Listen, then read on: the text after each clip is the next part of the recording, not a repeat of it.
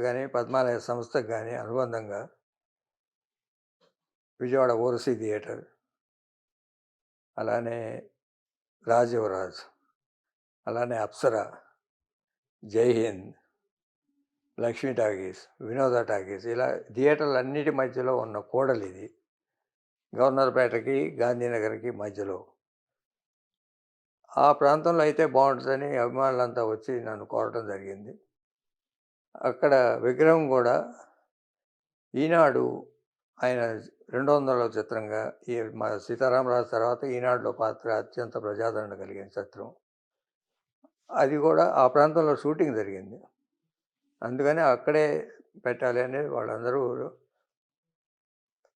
జితేంద్ర గాని, సుధా స్వామి గాని, అదే బుజ్జి వీళ్ళు ముగ్గురు ముఖ్యంగా ఒక విగ్రహ కమిటీగా ఏర్పాటు చేసి, ఒక 2 ఏళ్లుగా తిరిగి పర్మిషన్‌లు తెచ్చుకొని, విగ్రహం తయారు చేయించుకొని, అక్కడ స్థాపించడం జరిగింది.